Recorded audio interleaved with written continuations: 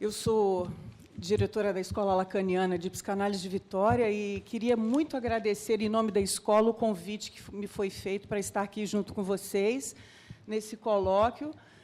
O convite que me veio através do Nelson Camata, um parceiro no diálogo aí da tentativa do direito da psicanálise traçar algumas aporias, alguns diálogos.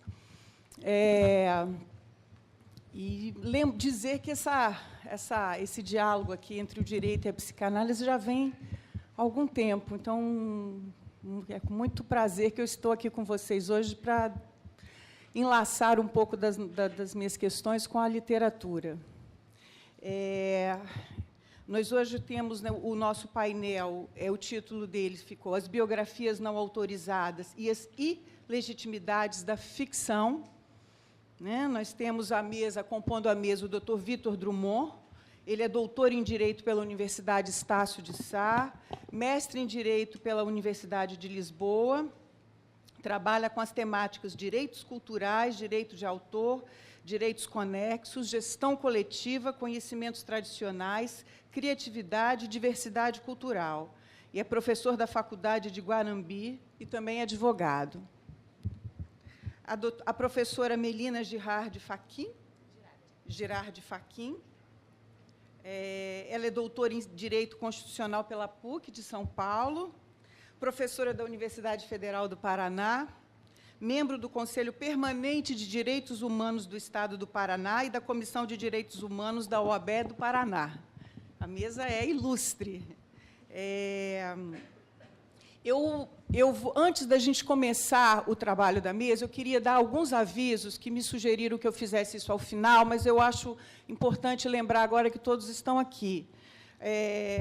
O primeiro aviso é que, das 14 às 17 horas da tarde, haverá uma apresentação de trabalhos nas salas de aulas, serão apresentações em salas simultâneas.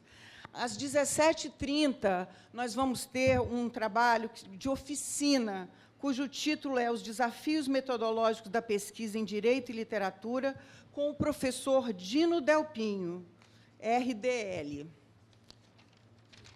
E os últimos avisos, o lançamento de 2 livros que o professor Nelson avisou na mesa anterior, Direito e Literatura e os Múltiplos Horizontes de Compreensão pela Arte, que é organizado por Nelson Camata e por Juliana Ferrari de Oliveira, aqui da FDV. E o outro livro é Precisamos Falar sobre Direito, Literatura e Psicanálise, de André Caran Trindade e do Alexandre Moraes da Rosa, que vai ser às 18h30. Bom, feito esses avisos, eu vou passar, então, a palavra para o... Quem quer falar primeiro? O doutor Vitor Drummond. Ok. 25. Bom dia a todos. Queria agradecer à Faculdade de Direito de Vitória o convite. Agradecer ao meu querido André, ao Luiz, a Henriette, ao Lênio, que é meu amigo de muitos anos, desde Portugal, dividimos muitas angústias, já que falamos tanto de angústia aqui hoje, né? Mas também muitas felicidades, muito vinho. Tá bom o som aí? Precisa brigar com o técnico de som ainda não? Não, vou deixar. Não, vou deixar aqui. Tá bom? Tá ótimo. O Lênio, falar depois do Lênio é complicado. Quando a gente fala em direito artístico, entretenimento, tem uma gíria que é para dizer que o palco fica ensaboado. Sabe? O sujeito não consegue tocar bem, que o palco está ensaboado. Então, quando o Lênio sai, o palco fica ensaboado. É difícil, né? A gente tem que inventar aqui algumas coisas para poder sobreviver. Mas ele é além de um grande amigo, é um professor generoso, né? Eu já dividi várias vezes o tablado com o Lênio e ele às vezes é escada nosso, né? Às vezes ele faz o Dedé para a gente ser o Didi, né? Hoje eu vou ser o Dedé, para depois a Melina ser o Didi. Eu vou só contar umas historinhas e vou levantar para ela falar sobre os temas, digamos assim, mais pesados do direito, né?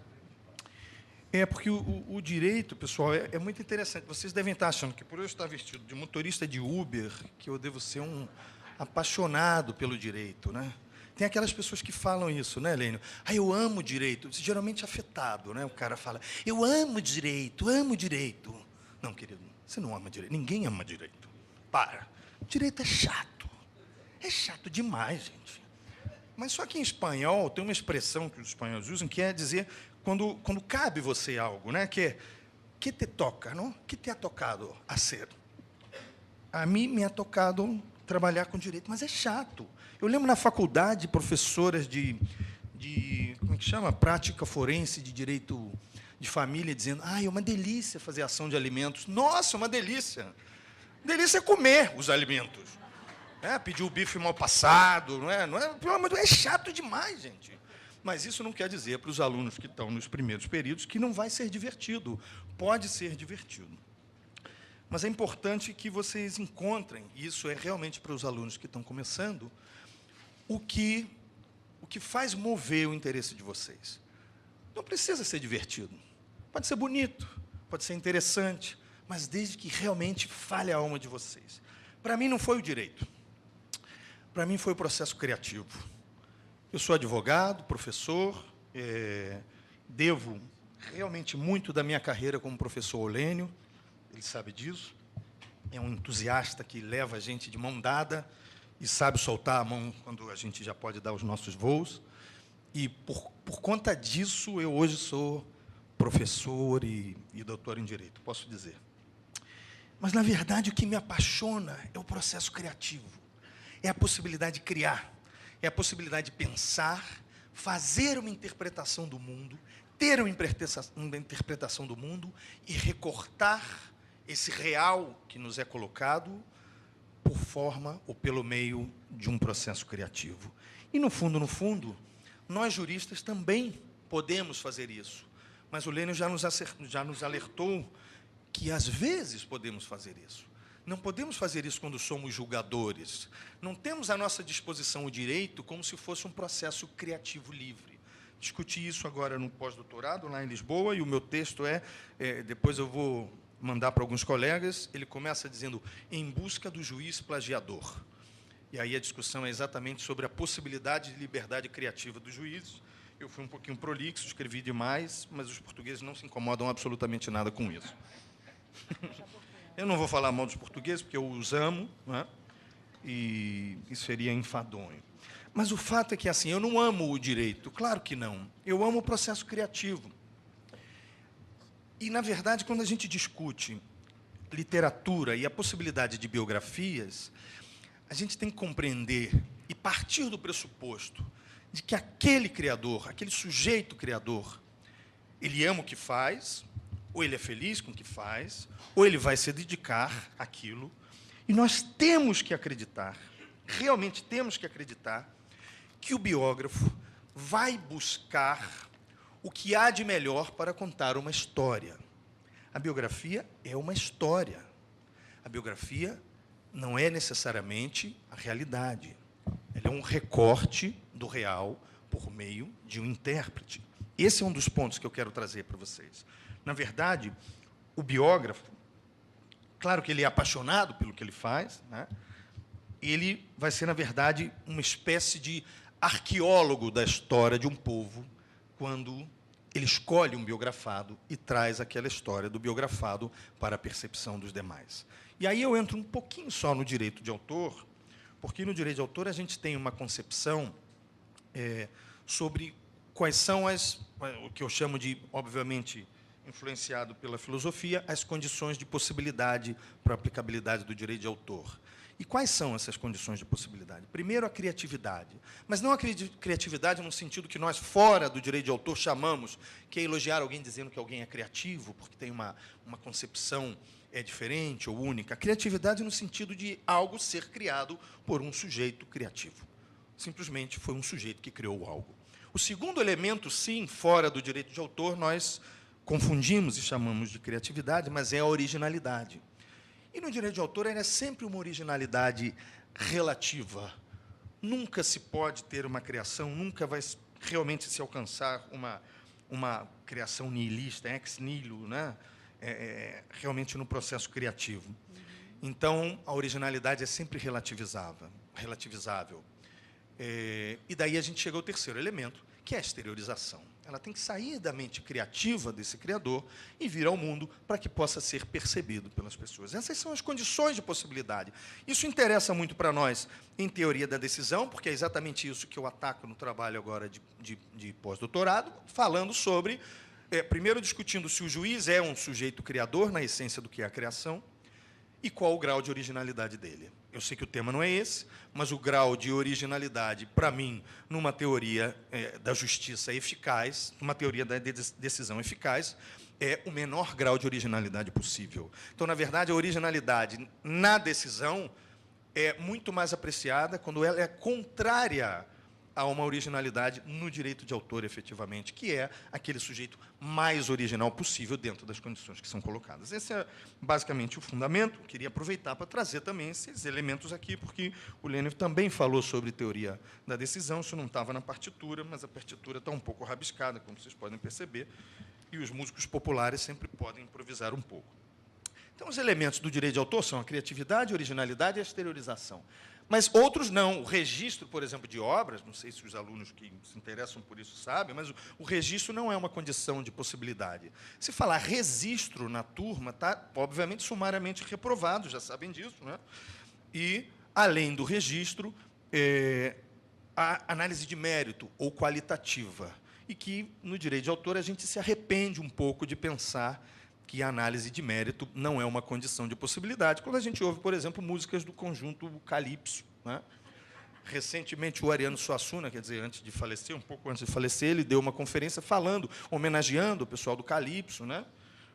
Já podem imaginar como, quando um jornalista dizia que o guitarrista Chimbinha, que é um nome que imediatamente nos faz rir, né? O guitarrista Chimbinha era um guitarrista genial. E o Ariano diz, mas se eu trabalho com a língua portuguesa, se eu gasto um adjetivo genial com Chimbinha, o que eu falo para Beethoven? Né? É um problema gravíssimo, estragou, né, o adjetivo para sempre. Né? Enfim, então, no direito de autor, às vezes, a gente pensa que o mérito deveria ser uma condição de possibilidade e, dependendo da qualidade da obra, nós pudéssemos ser indenizados por evidentes danos morais, que é o que eu sinto, né, quando eu escuto algumas músicas dessa banda Colapso ou Calypso. Bom, então, a primeira ideia que eu já passei para vocês é que o biógrafo, o escritor, o biógrafo, especialmente, ele tem e deve ter no seu íntimo a ideia de que ele descobre ou desvela uma história. Ele desvela uma história. Mas ele desvela ou descobre sob um ponto de vista que é o seu. O que falta para nós no Brasil e em alguns países é a gente perceber que uma biografia não pode ser definitiva considerando o fato que ela é somente uma interpretação. Este foi o grande equívoco da discussão pré-ação, pré-ADIM, e quando houve também a discussão no caso do Roberto Carlos, cujo autor, que eu tive a oportunidade de conhecer, fizemos um voo juntos, depois de um seminário em São Paulo e tal, viemos falando muito. Ele foi me contando como foi a história do primeiro livro e do segundo. E ele teve uma sacada genial. Ele fez um livro chamado O Réu e o Rei, em que, na verdade, ele estava contando a história dele com o Roberto Carlos, já que o Roberto Carlos não deixou que ele contasse a própria história do Roberto Carlos. Então, obviamente, aquele episódio que seria polêmico, da história da perna dele e tal, não foi incluído, mas ele contou uma história, uma nova versão agora se incluindo como personagem. Então, essa é a questão, e, de fato, aqui a gente pode quase utilizar a palavra genial, para também não ferir Beethoven, porque, afinal, ele poderia ficar também triste com essa discussão, né? Podia ficar, né? Ou Shakespeare, né? Mas, realmente, foi uma sacada muito esperta, né? No sentido positivo. Ele percebeu que ele poderia se incluir como personagem. Incluindo-se como personagem, tudo é possível, ou quase tudo é possível. Então, aí a gente chega na segunda questão que eu queria passar para vocês, que é exatamente o fato de que o biografado, ele confunde a sua posição como personagem como se ele fosse o narrador da história. O biografado é personagem e ele não escolhe o seu itinerário. Ele não escolhe a sua história na totalidade ou como ele pensa. Ele quer ter uma dupla possibilidade de escolha. Ele quer escolher os ônus da vantagem de ser uma personalidade, ou, perdão, os bônus, e quer escolher a ausência de ônus por essa mesma relação. E esse paradoxo não é possível. Essa relação não é permitida. Ele é personagem. E Quem escolhe a sua história é o biografado, que vai descobrir a sua história. Essa é uma questão que eu queria passar para vocês, que é bastante relevante. Então, como a biografia é um recorte do real, o biografado faz a sua escolha ao escolher que tipo de vida ele vai ter. Por isso que a gente falar em biografia não autorizada pode quase ser, isso é uma evidente provocação, pode ser quase desde já um contrassenso. A biografia é sempre autorizada por ser a biografia de algum personagem que já escolheu fazer parte de uma história, mas que essa história não pertence só a ele. É óbvio que é uma provocação, para que a gente possa depois seguir daí. Agora, há elementos que são evidentes, não é? Não vamos discutir as questões evidentes, como uma pessoa que escolhe ser uma pessoa pública, não é? Que é um político, ou que tem uma função pública, instituída com determinadas atividades, já sabe que abriu parte da sua privacidade, já abriu parte da sua intimidade pela escolha que foi efetuada. É claro, é evidente que vai se olhar um senador da República ou um juiz de um modo diferente que uma pessoa que não seja um senador ou um juiz, do ponto de vista da sociedade, se ele estiver tomando 3 garrafas seria muito, mas 3 doses de uísque, não sei aonde, porque as pessoas querem esse olhar. A pessoa quer olhar da fofoca, o que interessa é o negativo, quer olhar a fofoca. Então, isso é muito atraente, né, do ponto de vista da nossa observação do mundo. Por que alguém é capaz de tirar um programa como Direito e Literatura, André, e colocar num programa do Faustão, ainda que goste de literatura? É que a pessoa é capaz de fazer isso. Ela é chamada pelo controle remoto que vai... Isso realmente tem que ser analisado. Por que o cara tira algo e põe num lixo que ele é obrigado a ficar reclamando o tempo inteiro? Mas por que esse programa é assim? Saia! Retire, tire ele da sua vida. Mas não, a gente é chamado a todo momento, por razões diversas, né? Isso faz parte, o entretenimento ele faz parte também, obviamente, de uma dominação de massas, e não vamos discutir essa questão de teoria da comunicação nesse sentido, mas a gente sabe que isso decorre dessa questão. Então, a pessoa pública, é óbvio que ela já escolheu, ela já estabeleceu e aceitou o risco do negócio. Mas há alguns outros que não. O grande problema não está naqueles que oficialmente escolhem uma atividade pública, mas está naqueles que escolhem uma atividade que acaba conduzindo a ele a condição de personalidade, e ele prefere ter, ou quer ter, somente o bônus, e não quer ter o ônus. E aí é que entra o perigo, né? Aí é que entra a questão. E, hoje em dia, com esse conceito que os norte-americanos chamam de wannabe, né? As pessoas querem ser algo, né? Então, você é o quê? Eu sou ator, eu sou ator, modelo, cantor e ex-participante do BBB. Pode ver que ele não é ator, ele não é cantor, ele não é nada, ele só é ex-participante do BBB, que, no fundo, também não significa nada, não é? Mas ele quer ser algo, ele quer lutar pela fama, sem saber o que é a fama, achando que a fama está intrinsecamente relacionada com poder, com sucesso, com dinheiro. Muitas vezes está, não é? Mas é muito interessante como, mesmo tendo essa ideia, nós nos espantamos como vimos um artista que tem uma carreira renomada viver no ostracismo, sem dinheiro, indo para o retiro dos artistas, e nos espantamos, porque a ideia é sempre que, se a pessoa é famosa, ela já alcançou o suficiente sucesso que, portanto, ela já tem um patrimônio para sobreviver a vida toda. Essa ideia está sempre amalgamada, é uma questão realmente muito interessante. Então, o sujeito que é artista, ele acaba abrindo mão, de certo modo, de parcela da sua intimidade, né? De parcela da sua privacidade. Ele já fez uma escolha, isso é um risco do negócio. Imagine aqui, o André é casado, queria saber se tem algum rapaz solteiro aqui para fazer uma pergunta. Você é solteiro, jovem? Você é solteiro? Casado? Solteiro? Como é seu nome? Diz para mim. Rafael. Escolha aí a ficção, não vai acontecer, eu posso torcer por você, mas não vai acontecer. Escolha uma atriz que você acha muito linda, ou uma personalidade, uma mulher que você acha muito linda. Que você um dia, se a sua namorada não estiver perto de você, que algum dia você tenha desejado. Quem?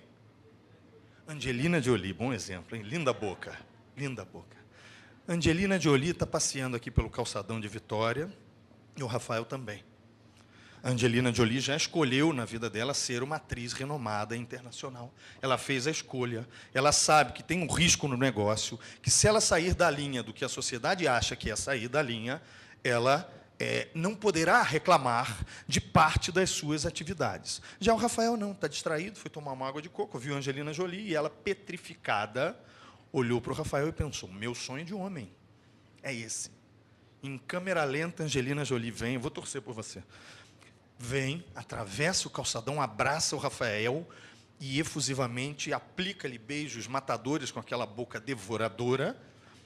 Ele fica ensandecido com isso e, de repente, sorrateiramente, passa um repórter fotográfico da nossa National Geographic, que é a revista Tititi, né? E esse repórter fotográfico tira uma meia dúzia de fotos e estampa na revista. Bom, obviamente que a Angelina Jolie é que vai vender a revista, não é o Rafael. Ele vai comprar as revistas, o máximo que ele puder, porque, obviamente, a partir desse momento, o passe dele como solteiro está ultra valorizado. Ele vai fazer um grande pôster na casa dele, vai botar no Facebook todos os dias, durante meses a fio, vai fazer uma página Rafael e Angelina. Claro, não tem problema nenhum. Vou torcer por você, boa sorte. Agora, a questão é a seguinte, e a Angelina Jolie já fez a escolha, você não.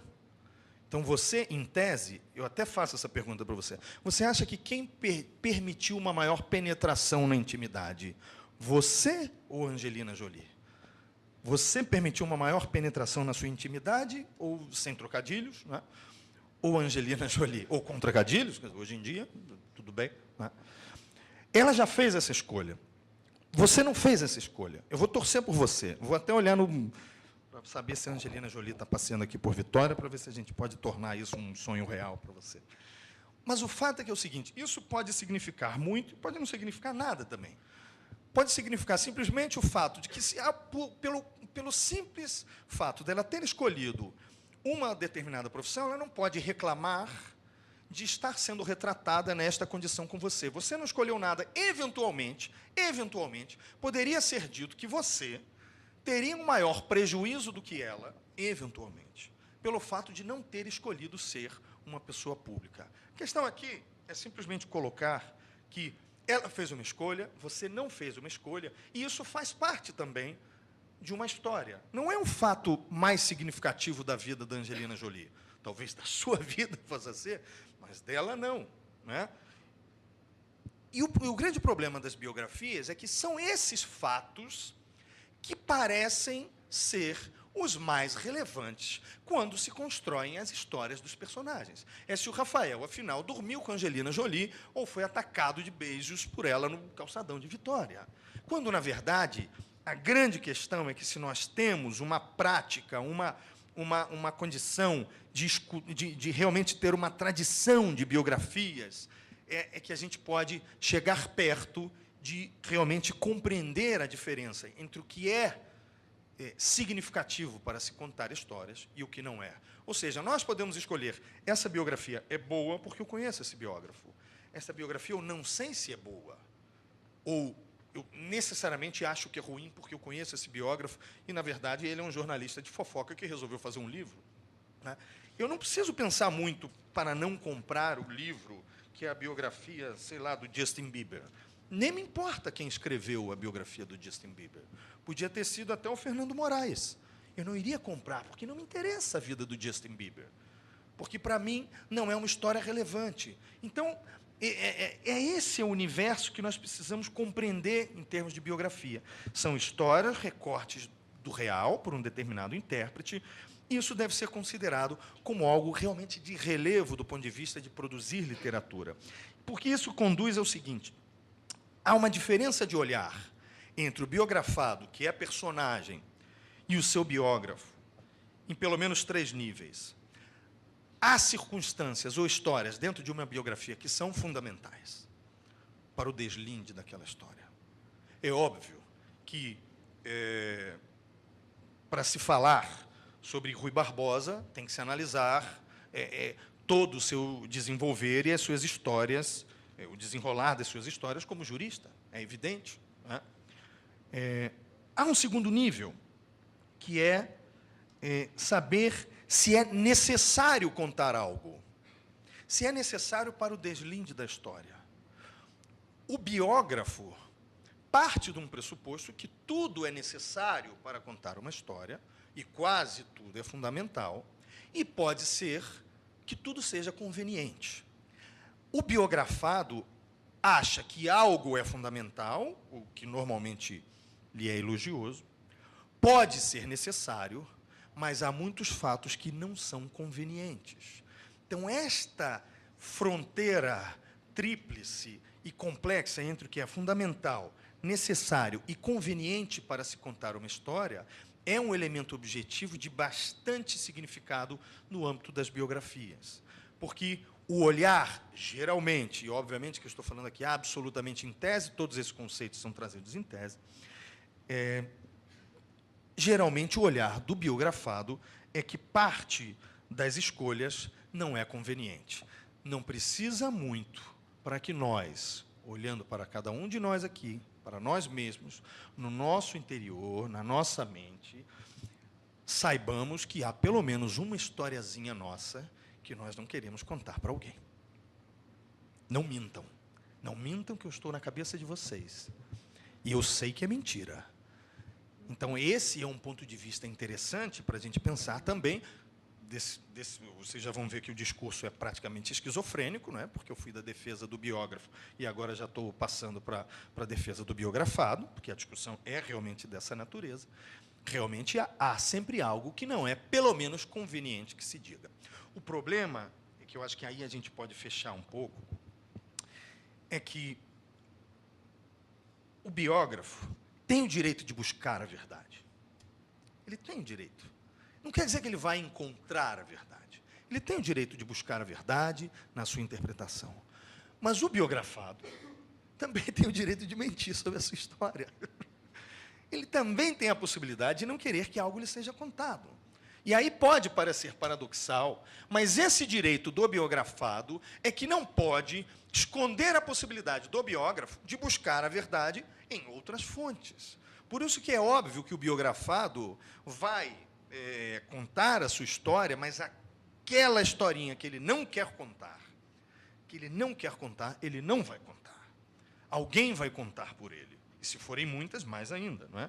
Então, eu entendo que essa questão entre o que é fundamental, o que é necessário e o que é conveniente, vai esbarrar também nessa circunstância de que o biografado pode mentir sobre si mesmo. O problema é que a biografia, eu entendo que ela é mais do que um gênero literário. É outra provocação, obviamente, né? Ela é tradicionalmente reconhecida como um gênero literário. Mas ela é uma manifestação artístico-criativa quase autônoma, no sentido que ela conta a história de um povo. Se a gente não pode contar as histórias dos nossos biografáveis, nós vamos esquecer a nossa história. E, ao esquecer as nossas histórias, é óbvio que nós não vamos saber nem de onde nós viemos, nem para onde nós vamos. Então, isso pode parecer uma questão simplória, né? Mas, na verdade, é que um povo que não é capaz de contar a sua própria história é capaz de esquecer de si mesmo. Isso. Por isso, a questão da biografia é muito mais relevante do que a própria história de cada um dos biografados. A potencialidade criativa de se escrever histórias sobre personagens é muito mais relevante para nós, num sentido coletivo e público, que nada mais triste do que ser completamente esquecido. Então, para evitar isso, obviamente, eu entendo, nesse meu discurso absoluta e esclarecidamente esquizofrênico, né, que eu tendo a defender a potencialidade das biografias. Eu acho que essas eram as ideias que eu queria passar, o fato de que eu não amo direito, né, apesar de parecer. Não, que o biografado é um personagem, mais do que tudo, que a biografia é um recorte do real e que, fundamentalmente, nada mais triste do que ser completamente esquecido. E, por isso, nós não podemos proibir a potencialidade de se escrever histórias sobre nós mesmos. Era isso. Obrigado.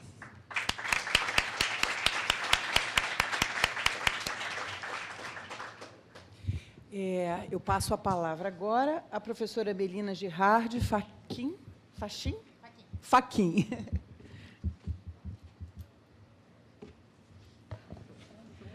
Bom dia a todos.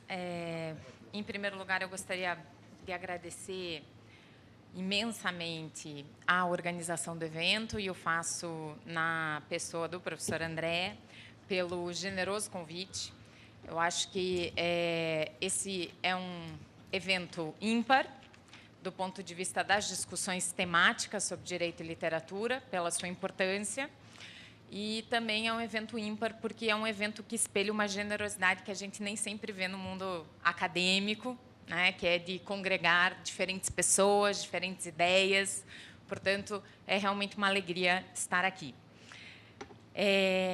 A minha tarefa já era difícil, falar depois do professor Lênio, falar depois do professor Vitor. Falar agora, depois deles, e 10 para meio-dia, é mais difícil ainda. Vou tentar ser breve para não obstar o direito de vocês aos alimentos, que o professor Vitor antes falava. Mas o objetivo de discutir a questão das biografias não autorizadas e a questão da legitimidade ou da ilegitimidade da ficção é um tema bastante peculiar, porque realmente coloca lado a lado esses dois polos que nós tentamos há muito conciliar e pôr em diálogo, que são justamente o direito à literatura, a ficção e a realidade, numa situação de confronto, colocando, de um lado, o direito à liberdade de expressão e, de outro lado, o direito à intimidade. O ponto do qual eu vou partir para a reflexão não é um ponto novo, é o ponto a partir do qual, inclusive, o Supremo Tribunal Federal acabou o seu julgamento na ação direta de inconstitucionalidade, ao dizer que a autorização prévia para a publicação de biografias é, em si, uma forma de censura incompatível com o nosso Estado democrático de direito e com a nossa moldura constitucional. Estamos de pleno acordo com relação a isso. O artigo 20 do Código Civil, que necessitava a autorização do biografado para a publicação de escritos ou utilização da imagem da pessoa, autorização dele ou, na sua ausência, dos seus herdeiros, é flagrantemente inconstitucional e foi assim declarado. Alguns de vocês podem se indagar, porque não acaba a minha palestra aqui, então, corroborando com o que o Supremo disse, e a discussão está encerrada. Bom, em primeiro lugar, eu estou entre aqueles que acreditam que o Poder Judiciário é um dos importantes intérpretes do nosso texto constitucional, mas não é o único, nem tem o poder de encerrar a discussão. Em que pese ter decidido a questão com reforço, inclusive, dos efeitos do controle concentrado de constitucionalidade, o Supremo ficou longe de encerrar o debate. Primeiro, porque nem tem legitimidade democrática para assim fazê-lo, para pôr um ponto final em discussões socialmente relevantes. E segundo, porque as teorias dentro do direito constitucional, que é da onde eu venho, que focam excessivamente na tentativa de saber quem dá a última palavra, a meu ver, perdem um enfoque que é um enfoque muito mais rico e muito mais amplo, de focar-se justamente no processo contínuo e dinâmico de tomada de decisões coletivas. Portanto, não é quem dá a última palavra, mas sim como nós construímos as decisões, sempre provisórias, e sempre contingentes sobre determinados temas. E ainda, ao decidir como decidiu, porque eu lhes disse a conclusão do Supremo, a inconstitucionalidade do artigo 20 e a necessidade de autorização como a configuração da censura, no suporte argumentativo, o Supremo também abriu algumas arestas complicadas, ao meu ver, à luz do nosso direito constitucional, que me parecem merecem um pouco de luz nesse momento. Me parece que essa é uma discussão acerca das biografias que deve ser feita com muita prudência, e a prudência aqui está menos ligada à repercussão do tema, que é uma repercussão geralmente grande, porque envolve figuras geralmente de grande vulto público, mas a prudência é muito mais conectada à fundamentalidade dos bens envolvidos, porque aqui temos dois direitos fundamentais bastante caros na nossa ordem constitucional. De um lado, como disse, a liberdade de expressão, de outro lado, a proteção da vida privada e da intimidade. Ambos conectados à nossa proteção e à configuração do Estado constitucional democrático de direito que temos dentro da nossa fotografia, digamos assim, institucional.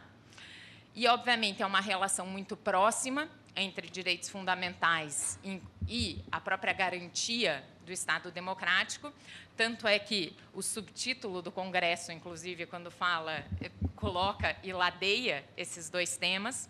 E se há uma relação umbilical entre Estado democrático e direitos fundamentais, essa relação se torna ainda mais clara quando a gente está falando das liberdades de informação, de um modo geral, e a liberdade de expressão aí dentro é um ícone.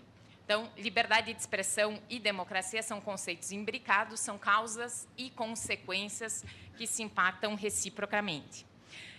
A liberdade de expressão, e aqui é importante deixar claro para que nós tenhamos um acordo linguístico sobre o que estamos falando, quando falo liberdade de expressão, estou me referindo a toda atividade intelectual, artística, científica, que engloba a liberdade de comunicação, de imprensa, de reunião e de discussão, além da liberdade de receber informações de interesse público.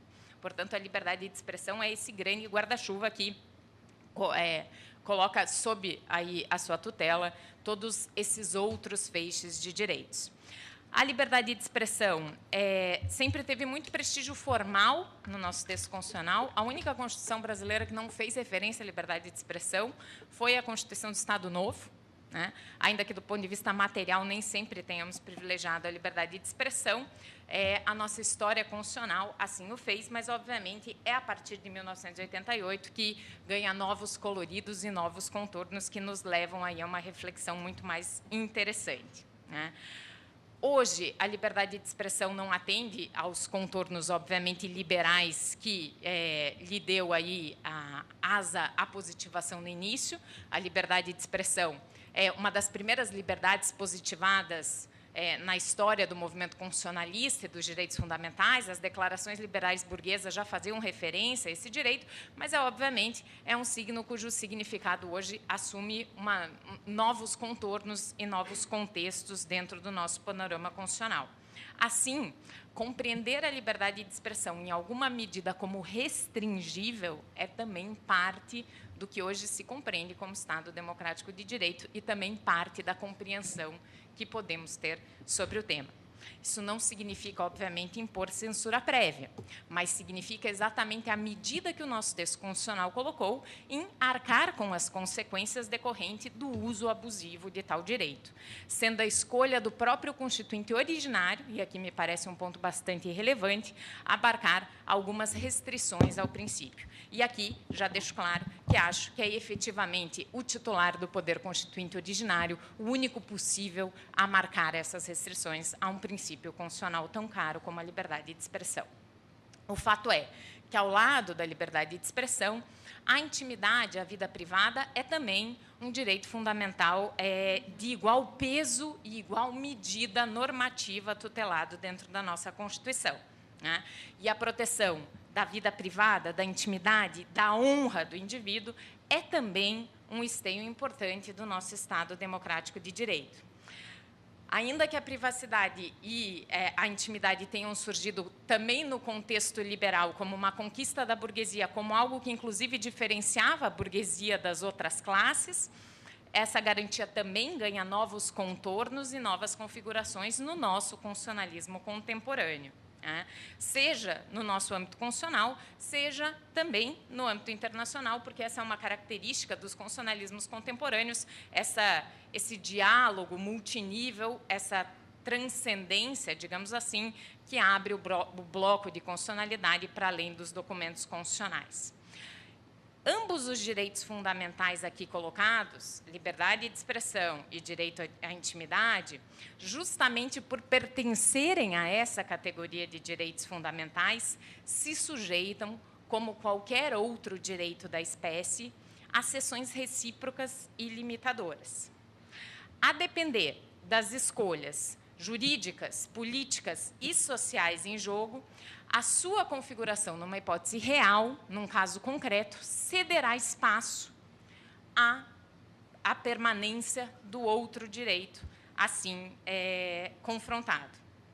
Dessa maneira, quando se coloca em enfoque a problemática das biografias, percebe-se que não se pode dar nem ao direito à intimidade, mas também nem ao direito à liberdade de expressão, caráter absoluto. Liberdade de expressão e os direitos da personalidade, como são chamados aí, sobretudo a proteção da intimidade e da vida privada, convivem como todos os outros direitos fundamentais, numa relação dinâmica de reciprocidade limitadora. É diante de um caso concreto e dos caminhos que se abrem à luz desse caso concreto que a situação fática irá determinar que uma opção há de ser feita. E aqui, não acho e não estou entre aqueles que acreditam que é possível ponderar entre direitos fundamentais em colisão. Aqui há uma escolha. Há um caminho a ser seguido. Não há como garantir meia liberdade de expressão e meia intimidade. A opção aqui é jurídico, política, informada também pelos valores sociais da comunidade naquele determinado momento, que aponta para um caminho ou outro. Não estou entre aqueles que acreditam que há a possibilidade de uma concordância prática ou sopesamento dos interesses em jogo. O tema das biografias não autorizadas coloca, assim, à luz necessariamente das peculiaridades fáticas, ou o caminho da liberdade de expressão, ou o caminho da prevalência da intimidade. Um cederá e outro prevalecerá.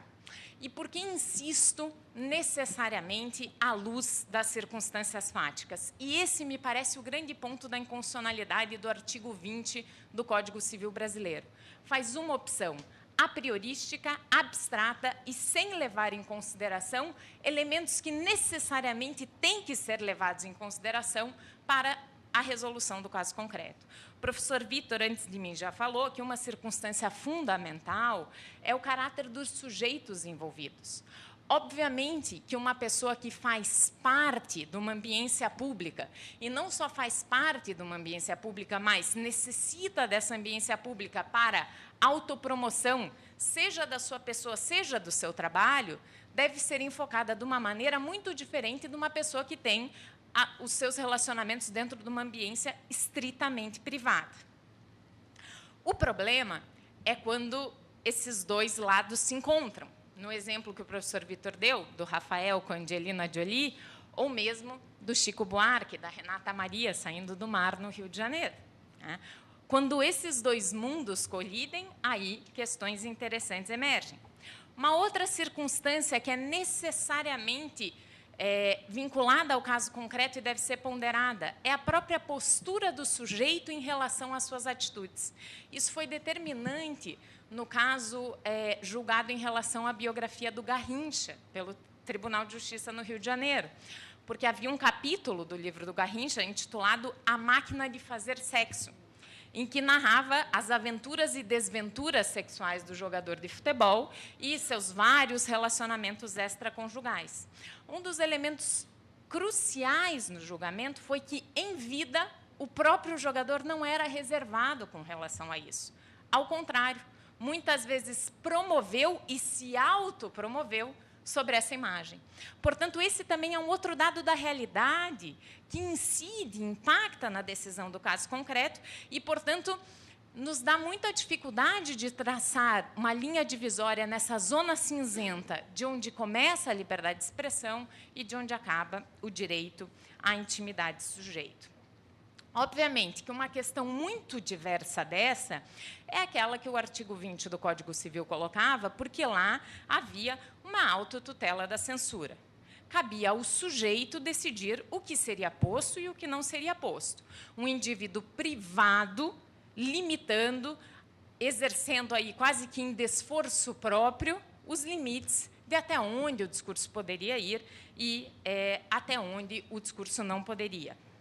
A opção do legislador, no caso do artigo 20 do Código Civil, corretamente declarado inconstitucional, ela é mais aviltante ainda à liberdade de expressão, porque, além de fazer uma opção prévia e abstrata de dois direitos cujas determinações do caso concreto são fundamentais para a sua resolução, ela coloca integral e exclusivamente na mão do biografado, na mão de um poder privado, a possibilidade de censura de um discurso que necessariamente é público. O que torna ainda mais desproporcional a figura do artigo 20 é que, no caso de falecimento, os herdeiros do indivíduo podem assim fazê-lo, como se os direitos fundamentais fossem tão transmissíveis quanto herança, o que mostra uma patrimonialização absurda do discurso e que deixa também claro qual era o interesse específico do legislador nesse determinado ponto. Além disso, o artigo 20 abriria um espaço de autoabsolutização do direito à intimidade, porque o indivíduo, assim, particular e privadamente, limitaria o acesso ou a possibilidade de acesso de determinadas narrativas que são públicas ou podem ser públicas. Assim, a possibilidade de censura prevista no artigo 20 me parece que é profundamente desconectada de qualquer proporcionalidade em relação ao nosso sistema constitucional. Todavia, isso não leva imediatamente ao outro polo, e aí me parece que foi um pouco a armadilha que a argumentação do Supremo Tribunal Federal incidiu, não leva ao outro polo da prevalência absoluta da liberdade de expressão. A impossibilidade de censura não significa sempre a possibilidade da publicação sem qualquer consequência. O que se coloca, a meu ver, como inconstitucional e impensável é essa autotutela da intimidade que o artigo 20 apontava. Mas não me parece inadequado que, em determinadas circunstâncias, sem qualquer juízo abstrato, mas numa vinculação muito concreta e muito real, determinadas limitações sejam impostas. Mas me parece que aí não é o espaço dos particulares, nem é o espaço do biografado, o autorizado assim a fazer. Precisamos aí de uma instância intermediadora do conflito, e essa instância intermediadora do conflito necessariamente tem que ser pública, porque a linguagem é pública, a narrativa é pública, e, portanto, é nesse espaço que esse conflito deve ser desenvolvido. Obviamente que não se trata de censura, muito pelo contrário. O que há é o sopesamento do que alguns autores gostam de chamar aí das escolhas trágicas do direito constitucional, que coloque um dano irreparável e superior àquele que a limitação da liberdade de expressão poderia gerar. E a limitação da liberdade de expressão gera um dano bastante grande, não só ao biógrafo da sua liberdade de expressão, mas também naquela configuração aberta da liberdade de expressão que defendemos, também o direito da sociedade de acesso à informação. Nesses casos em que este dano irreparável superior se configure, me parece que possamos alçar, e aí me parece que a esfera do judiciário a resolver essas questões, que possamos alçar esse debate. Os particulares não são uma esfera possível, porque senão cairíamos no vício do artigo 20 do Código Civil e estaríamos relegados necessariamente a essa autotutela da censura. O espaço legislativo trabalha numa abstração e numa monocronia que não dá conta do colorido dessas situações concretas. Então, ainda que tenhamos, e acredito que na nossa realidade atual temos que ter um papel muito crítico de uma postura mais ativa do judiciário, me parece que este aqui seria um papel relevante a ser exercido, obviamente dentro dos limites que o Poder Judiciário deve estar adstrito. Caso contrário, caso não se admita essa hipótese de se tutelar um risco ainda maior e ainda mais grave do que o cerceamento da liberdade de expressão, nós estaríamos chancelando a emergência de um novo direito fundamental, que é o direito fundamental de causar dano a outro. Portanto, se eu posso tudo falar, eu posso falar, causar dano a outro, desde que pague o preço, desde que pague as consequências. Isso me parece também bastante difícil de sustentar dentro de uma concepção mais democrática do direito. Quando do julgamento da ação direta de inconstitucionalidade 4815, o Supremo Tribunal Federal, ao chancelar a inconstitucionalidade sem redução de texto do artigo 20 do Código Civil, colocou algo que está presente na maior parte dos votos apresentados pelos ministros, porque essa é uma outra peculiaridade do nosso sistema constitucional. Nós não temos uma razão da corte, nós temos 11 ilhas isoladas. No voto da maior parte dos ministros que compuseram o julgamento à época, há um argumento que preocupa, que é um espaço privilegiado do direito à liberdade de expressão dentro do nosso cenário democrático e dentro do nosso texto constitucional. E aqui permito-me citar uma passagem do voto da própria relatora, da ministra Carmen Lúcia, que fala o seguinte: a liberdade de expressão na democracia sempre tem preferência. Tem preferência, ainda mais no nosso cenário brasileiro, pela motivação histórica, decorrente do passado enfadonho da ditadura civil-militar.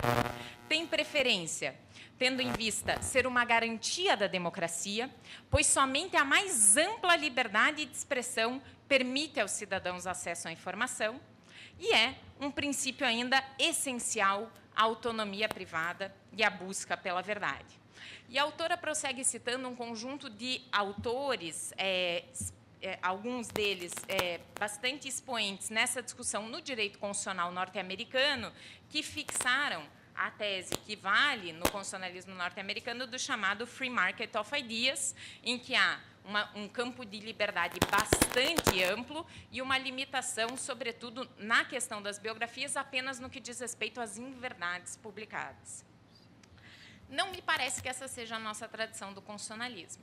E não me parece que possamos sustentar no nosso constitucionalismo essa preferência absoluta da liberdade de expressão. Parece-me aqui que o Supremo caiu exatamente no outro oposto do que buscava remediar. Se o artigo 20 fazia uma opção prévia e abstrata pela liberdade, pela intimidade, pela vida privada, não pode o Supremo agora, neste caso, ir ao outro extremo e fazer uma opção prévia e abstrata pela liberdade de expressão. Seja um caminho, seja outro, são atalhos de sentido num debate que é muito mais amplo e muito mais complexo do que isso. Ter qualquer posição preferencial de um direito perante outro, me parece que não combina com o nosso texto constitucional, que não esboça direitos absolutos e não esboça uma hierarquia constitucional normativa.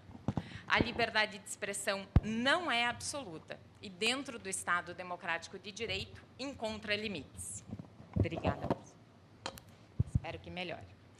E isso, inclusive, já ficou plasmado na própria jurisprudência do Supremo Tribunal Federal, no famoso caso Elwangler, né? Lá foi posto um limite. Ou ainda, as mesmas reflexões também foram levadas a cabo no mesmo tribunal quando julgou a DPF 130 sobre a questão da lei de imprensa. E esse aqui seria o primeiro ponto conclusivo que eu gostaria de abordar. A dificuldade do Supremo Tribunal Federal em dialogar. Em dialogar, primeiro consigo mesmo, porque é curioso que um tribunal que tem uma jurisprudência tão pequena sobre liberdade de expressão e suas várias outras facetas, não referencie os seus próprios julgados quando vai julgar. O Supremo Tribunal Federal não dialoga consigo, os ministros não dialogam entre si, e isso fica claro ao lermos, nesse caso, os 9 votos. Argumentos são repisados. Algumas vezes, argumentos contraditórios são usados para suportar a mesma conclusão, sem ter daí qualquer prestação de contas desse debate, que seria um debate de interesse público. E o Supremo também não dialoga com quem deveria dialogar. Nesse caso, nenhuma palavra foi dada à teoria literária. Nem se buscou saber qual é o sentido de uma biografia, para que ela serve, qual é seu alcance. Assim, me parece que essa ausência de diálogo, seja com as decisões anteriores, seja com todos esses outros espectros, apenas nos coloca dentro de uma posição muito complicada, quando olhamos dentro da lente do direito e da literatura, que é a necessidade de termos uma narrativa coerente sobre o nosso direito, uma narrativa de continuidade, que aprofunde as decisões passadas e as presentes, como se prosseguisse na escrita de uma história mais coerente a ser contada. Ignorar isso, a meu ver, é ignorar o caráter histórico, coletivo e transpessoal da construção jurídica. E o risco de tal proceder, e é aí onde mais me preocupa, é que se pode decidir fora da história, que se decide dentro de uma suposta autonomia dos enunciados, e isso, inclusive, implica numa ausência de responsabilidade daquele que julga. De fato, obviamente, o tema das biografias não autorizadas dá ensejo a muitas discussões, né? E é uma discussão que sempre traz sacrifícios. Não só sacrifícios abstratos dos princípios, mas sacrifícios também porque repercute numa esfera bastante concreta e carnal da vida das pessoas. Todavia, apesar de tudo isso, é preciso que essas decisões sejam tomadas de forma a garantir a integridade da nossa Constituição e a integridade da nossa democracia. E é nesse segundo ponto que eu gostaria de fazer o meu último argumento conclusivo, que, ao corroborarmos com, não a conclusão, mas com o fundamento que esteou a conclusão da ADIM, ao admitirmos que a liberdade de expressão tudo supera, sempre prevalece, inclusive sobre o direito à intimidade, a meu ver, configura um absolutismo que conflita não só com o texto constitucional, mas também com essa postura mais aberta e porosa do direito que se busca justamente por meio dessa abertura às lentes literárias.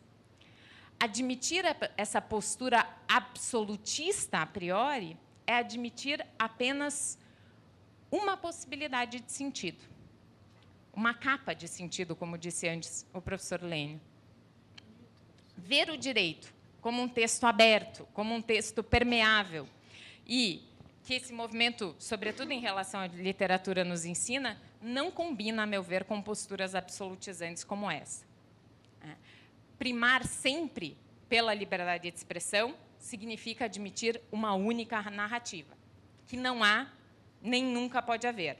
A narrativa sempre dependerá dos personagens, da história e do enunciado que dessa catarse vai emergir numa situação real e concreta. Muito obrigada.